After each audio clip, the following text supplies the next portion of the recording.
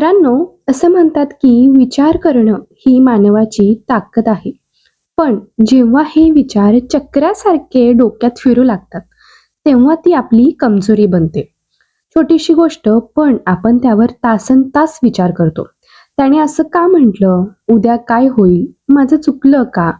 यालाच म्हणतात over thinking. आज मी तुम्हाला 5 अशा पद्धती सांगणार आहे, ज्या तुमच्या मनाला शांत करतील आणि तुम्हाला वर्तमान काळात म्हणजेच फ्युचरमध्ये जगायला शिकवतील. पहिली गोष्ट, नियंत्रणाबाहेरील गोष्टी सोडून द्या. आपण अशा गोष्टींचा विचार करतो ज्या आपल्या हातात नाहीत. उदाहरणार्थ, निकाल काय लागेल किंवा लोक काय विचार करतील. लक्षात ठेवा, तुम्ही फक्त प्रयत्न करू शकता, फळ तुमच्या हातात नाही. 5-5-5 चा नियम वापरा. जेव्हा एखादा विचार तुम्हाला त्रास देतो, तेव्हा स्वतःला विचारा, या गोष्टीचा मला 5 वर्षानंतर फरक पडणार आहे का? जर उत्तर नाही असेल, तर त्यावर 5 मिनिटांपेक्षा जास्त विचार करू नका. हा छोटासा नियम तुम्हाला मोठ्या तणावातून वाचवू शकतो. तिसरी गोष्ट, वेळ निश्चित करा. दिवसभर विचार करत बसण्यापेक्षा स्वतःला सांगा की मी फक्त संध्याकाळी 6 ते 6:15 या वेळेतच, म्हणजेच एक 15 मिनिट या विषयावर मी विचार करेन. बाकी वेळ मी माझ्या कामावर फोकस करेन. चौथी गोष्ट, विचारांना कागदावर उतरवा. जेव्हा डोकं विचारांनी गच्च भरतं, तेव्हा एक पेन आणि कागद घ्या. मनात जे काही आहे ते सगळं लिहून काढा.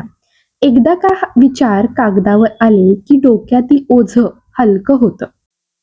पाचवी गोष्ट, कृतीवर भर द्या. अतिविचार हा रिकाम्या मनाचा उद्योग आहे. स्वतःला कामात गुंतवून ठेवा. जेव्हा तुम्ही एखादी कृती किंवा काम करत असता, तेव्हा विचार आपोआप मागे पडतात. आळस हा अतिविचाराचा सर्वात मोठा मित्र आहे. सवय लावा. दिवसातून फक्त 5 मिनिटे शांत बसा. मोबाईल बाजूला ठेवा. फक्त तुमच्या श्वासावर लक्ष द्या. तुम्हाला जाणवेल की जग शांत आहे. फक्त तुमच्या डोक्यात गोंधळ सुरू होता. तुम्ही तुमचे विचार नाही आहात, तुम्ही त्या विचारांना पाहणारे साक्षीदार आहात. मित्रांनो, मन हे एक चांगलं नोकर आहे, पण वाईट मालक आहे. त्याला तुमचा मालक बनू देऊ नका.